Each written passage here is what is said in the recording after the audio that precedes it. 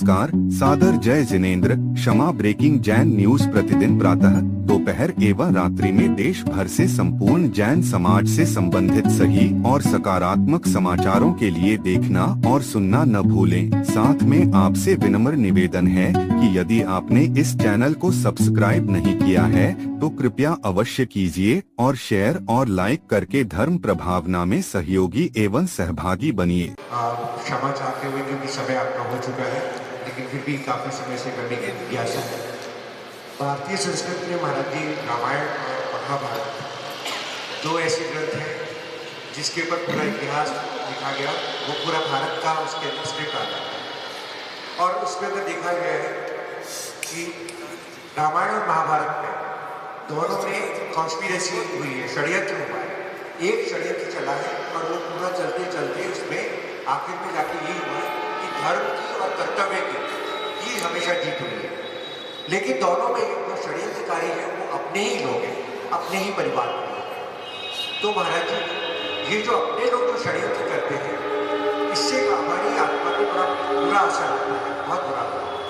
तो मेरा पूछने का प्रश्न तात्पर्य ये है महाराज जी कि इस षड्यंत्रकारियों के प्रति हमारा जो दृष्टिकोण है वो कैसा होना चाहिए, कृपया बात करें। बहुत अच्छा प्रश्न है। प्रश्न की अनुमोदना करते हैं। मैं इसका जवाब आचार्य श्री जी के जीवन से दूंगा। जब कुंडलपुर के बड़े बाबा का स्थानांतरण करके नए सिंहासन पर गुरुदेव ने बड़े बाबा को विराजमान किया तो दुनिया भर के साधु और साधु से जुड़े हुए श्रावकों ने आचार्य श्री जी को बदनाम करने की और उस विकल्प को रोक देने की भरसक कोशिश करी। भरसक आचार्य श्री जी ने मतलब कुंडलपुर की महिमा गाई तो एक इंसान ने कराहता कुंडलपुर नाम करके पुस्तक छाप दी। जो जैन समाज में जज थे उन्होंने सुप्रीम कोर्ट में पिटीशन दायर करी। फिर साधु लोग लगातार दूसरे उसके लिए पैसा व्यवस्था कराते रहे। एक ही उद्देश्य था, आचार्य महाराज की ख्याति को बढ़ाना नहीं चाहिए। अगर प्रतिमा को कुछ भी हो जाता तो पूरे देश का साधु आचार्य महाराज के ऊपर टूट जाता। मैंने उस चीज़ को देखा है। अजय जी धनगसिया साहब उस समय उस वक्त के गवाह हैं। 6 जनवरी 2007 के 6 के जिस समय 17 जनवरी 2006 जिस समय हम लोग ठंडी में कुंडलपुर के बड़े बाबा का ट्रांसफ़र कर रहे थे, इसमें अपने सुशील कुमार जी जो जयपुर वाले हैं उनका तो आपने फोटो भी वर्ल्ड फेमस देखा होगा, जो भगवान के प्रथम अभिषेक करने का उन्होंने सौभाग्य प्राप्त किया था। उसमें पूरी दुनिया के लोग गुरु जी को पीछे पड़ गए थे। आरिकाएं पीछे पड़ी थी, मुनि पीछे पड़ा था। ये बात आपको जान के आश्चर्यकारी होगी। उसके पीछे श्रावक पीछे पड़े थे। श्रावक लगातार पैसा खर्चा कर रहे थे और इस पूरे के पूरे केस को सॉल्व करने का एक श्रेय जो सबसे बेहतरीन गया आपके ही राजस्थान के भामाशाह अशोक जी पाटनी साहब को, कि उन्होंने अपने बहुमूल्य द्रव्य का उपयोग करके सुप्रीम कोर्ट में गोपाल सुब्रमण्यम स्वामी जैसे वकील को हायर करना पड़ा। वहाँ पर उन लोग भी पैसा लगातार खर्च कर रहे थे। उन्होंने कपिल सिब्बल को हायर किया हुआ था और इतने बड़े बड़े जजों के बीच में, दोनों तरफ से लड़ाई जैनों के बीच में, वो तो जज को समझ में आई ये बात कि आचार्य श्री की भावनाओं से ऊपर कुछ भी चीज़ नहीं है और पूरे के पूरे फैसले गुरुदेव के पक्ष में होते चले गए। लेकिन इन षड्यंत्रकारियों का आचार्य जी ने क्या जवाब दिया? आचार्य जी मौन रहे आए। आचार्य जी ने बोले मैं जवाब नहीं दूंगा, मैं अपना काम करूंगा। आचार्य जी का एक ही शब्द था, मैं अपना काम करूंगा। मुझे आज भी याद है, मैं सुमति छाया में ज्ञान साधना केंद्र कुंडलपुर में खड़ा हुआ था। गुरुदेव बाहर बैठे हुए थे। कलेक्टर और एसपी दोनों आए। कलेक्टर राघवेंद्र सिंह यादव था, उसने कहा कि आचार्य जी बड़े बड़े साधु संत जेल में चले गए। कलेक्टर आचार्य जी से बोल रहा है। आचार्य जी हंसते रहे। सरकार किसी को भी गलत करने पर अरेस्ट कर सकती है, ये खुली धमकी थी आचार्य जी को। ये कहना कि बड़े बड़े साधु संत जेल में चले गए, आप भी जा सकते हैं।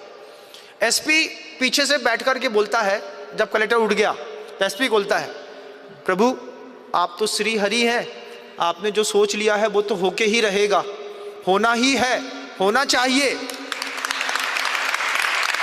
हमारे कलेक्टर साहब को सद्बुद्धि दीजिए कि इनका दिमाग सही हो जाए बस इतनी आपसे प्रार्थना है। आचार्य जी ने उसको आशीर्वाद देके कहा, धर्म के पथ पर सजगता से काम करना एसपी साहब, आपका बहुत विजय होगी। और वही एसपी जब कुंडलपुर को में बड़े बाबा को शिफ्ट कर रहे थे, तो जब कलेक्टर ने कहा कि आप ब्रह्मचारिणी बहनों प्रतिबंध स्थली मंडल के ऊपर आप आंसू गैस का गोला छोड़िए, तो एसपी ने कहा मैं इसके लिए गोला नहीं छोड़ूंगा, आपको लिख करके देना पड़ेगा। कलेक्टर ने लिख के नहीं दिया, एसपी ने कुछ नहीं किया। एसपी आचार्य जी के फेवर में था। शिवराज सिंह चौहान उस समय मध्य प्रदेश के मुख्यमंत्री थे, उन्होंने कहा मेरी सीट जाती है तो चली जाए, लेकिन आचार्य जी जो चाहते हैं वो होके रहेगा, चाहे कुछ हो जाए। दूसरी कौम का आदमी गुरु जी का सपोर्ट कर रहा है, अपनी ही कौम का आदमी आचार्य जी को काट रहा है। आप इस बात से क्या समझ रहे हैं?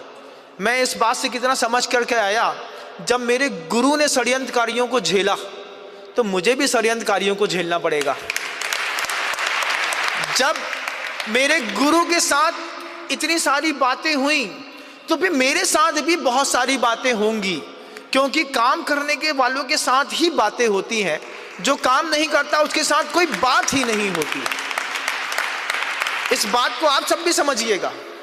देश के बड़े बड़े साधु और आचार्य मेरे पीछे पड़े हैं। अभी क्यों पड़े हैं? उनको किस चीज की तकलीफ है?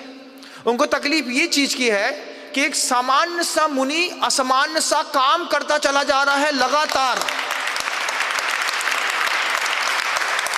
इस बात की सबसे ज्यादा तकलीफ है। वो भी षड्यंत्रकारियों में पहले शामिल थे, वो भी चाहते थे कि आचार्य जी का कोई काम ना हो। उन्होंने हमेशा आचार्य जी के ऊपर टॉन्टिंग करते रहे, आज भी टॉन्टिंग कर रहे हैं। मैं जब भी उनकी टॉन्टिंग आती है मैं एक ही चीज बोलता हूं, चलो अच्छा है बानर सेना में छोटे से बंदरा से भिड़े, बहुत अच्छी बात है, बहुत अच्छी बात है। हम जैसे छोटे से सामान्य साधु से भिड़े। मैं देखता हूं, मैं कुछ भी बात बोलूंगा जिनका लेना एक ना देना दो। मैं देखता हूं कितने आप भी देख रहे होंगे सोशल मीडिया में, जिनको लेना एक ना देना दो, बेउद्बोधन दिए जा रहे हैं। काय को दिए जा रहे भैया? उससे क्या हो रहा है? कुछ होना जाना नहीं है, बस कैसे भी इस अंगद की टांग पीछे खींच लो। अरे हम अंगद हैं, हमने टांग जमा ली है भाई, हम न छोड़ेंगे। इस बात को आप सबको भी समझना होगा। और कई बार आप सोचेंगे महाराज जी बहुत हौसला लेके चलते हैं। ये हौसला मैं अपने गुरु से लेकर के आया हूं। जब गुरु को षड्यंत्रकारियों ने नहीं छोड़ा तो हमको क्या खाक छोड़ेंगे हैं? जब गुरु के पीछे लोग इतना षड्यंत्र करते रहे तो हमको कैसे छोड़ सकते हैं गुरु लोग? तो मैं भी उस षड्यंत्र का शिकार बनूंगा, लेकिन मैं शिकार नहीं बनूंगा, मैं अपना काम करके चुपचाप बाहर निकल जाऊंगा। मैं काम करूंगा अपना बंधुओं, इस बात को आप ध्यान रखिएगा। कोई मेरे बारे में कोई भी बैड स्पीच, हेट स्पीच देता है तो हेट स्पीच देने से कोई काम का मेरा मोरल डाउन नहीं हो सकता, क्योंकि वो उनकी हेट स्पीच पहली बार थोड़ी है। इसके पहले 50 बार हेट स्पीच दे चुके हैं। वो आचार्य जी के ऊपर भी हेट स्पीच दे चुके हैं। प्रतिबंध स्थली खुलवाना साधु का काम नहीं है, उनकी हेट स्पीच गुरु जी के लिए भी थी। धागे के ताने बाने को लेकर के, हथकरघे को लेकर के भी उन्हें हेट स्पीच दी थी। आचार्य जी खूब सुनते रहे इन सब बातों को। मैं क्या बताऊं, मैं अब एक ज्ञानी पंडित है, बहुत अच्छा वर्चस्व है उनका भी। वे एक समय आचार्य जी से कहते थे कि इनके संग में सबसे ज्यादा एकल विहारी साधु है। श्रेयांश जी बड़ौत वाले हैं, आप उनका नाम जानते होंगे, विद्वान हैं। वो गढ़ाकोटा में 4 विद्वान को लेकर के आचार्य जी के पास आए और कहते क्या है, बड़े बड़े साधु इस बात के लिए कह रहे हैं कि सुधा सागर जी महाराज एकल विहारी हैं। इस 10 को सुनिएगा आप। उन्होंने कहा, मैं वहीं खड़ा था, ठंडी का समय था, दिसंबर की ठंड में गढ़ाकोटा में थे हम लोग। तो आचार्य जी ने सुना, बोले क्यों, उसके पास 2 छुल्लक तो है? बोले नहीं, उनका कहना है बार बार कि मुनि के साथ जब तक एक मुनि नहीं होगा तब तक वो मुनि एकल विहारी होगा। अच्छा, वो पंडित जी, वो साधु जब दीक्षा देते थे तो स्टार्टिंग में अपने शिष्यों की फोटो में नीचे लिखवाते थे नियम, मैं कभी जीवन में एकल विहार नहीं करूंगा। 2007, 8, 9 की बात है बंधुओं, ध्यान रखिएगा। आज उन्हीं के शिष्य सबसे ज्यादा छुल्लुकों के साथ घूम रहे हैं, कोई किसी साधु के साथ रहने नहीं चाहता। अब वो बात नहीं होती, अब क्या होती है, बस टारगेटेड क्या है कि गुरु जी का कोई भी प्रकल्प पूरा ना हो। लेकिन गुरु जी का प्रकल्प कैसे पूरा नहीं होगा? महापुरुष के तो हर काम पूरे होते हैं बंधु, हर काम पूरे होते हैं, हर काम पूरे होते हैं, और कोई ना कोई महापुरुष को मिल ही जाता है। महापुरुष की सेवा करने वाले अपना उद्धार करते जाते हैं।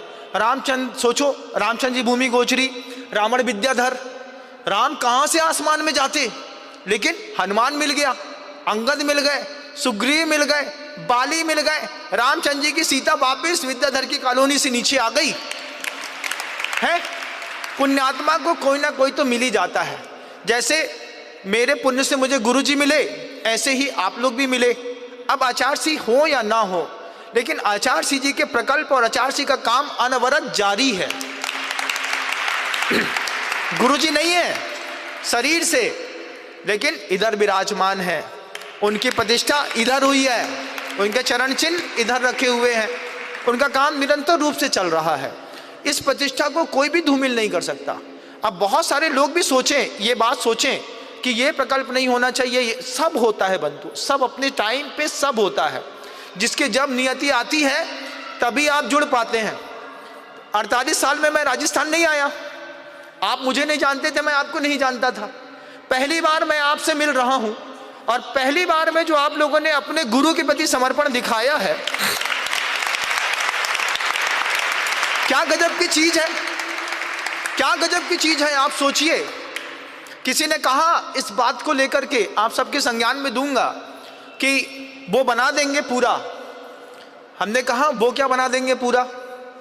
मैं एक ही चीज कहना चाहता हूं, क्या दुनिया में और कोई व्यक्ति जैन नहीं है? क्या दूसरे की भावना नहीं है आचार्य विद्यासागर जी महाराज जी के चरणों की सेवा करना? जब तक उसको पूछेंगे नहीं तो उसको पता कैसे चलेगा कि हमारा द्रव्य वहां भी लग सकता है? तो पूछा, तो पूछने पर एक से एक शेर निकल करके बाहर आ रहे हैं, चुपचाप कह रहे हैं हम भी तैयार हैं, हम भी तैयार हैं, हम भी तैयार हैं। आचार्य जी का सब प्रकल्प होने वाला है और सब सहजता में पूरा हो जाएगा। आप लोग निर्विकल्प रहिएगा। हम कल भी थे, आज भी हैं और कल भी लगे रहेंगे। Kshama breaking Jain news YouTube channel पर विज्ञापन देकर धर्म प्रभावना में बने सहभागी। विज्ञापन देने हेतु संपर्क कीजिए मोबाइल नंबर 9026900740 एवं समाचार एवं वीडियो भेजने हेतु WhatsApp number 9335236222। Kshama breaking Jain news YouTube channel देखने के लिए आपको बहुत बहुत धन्यवाद। सादर प्रणाम, सादर जय जिनेंद्र।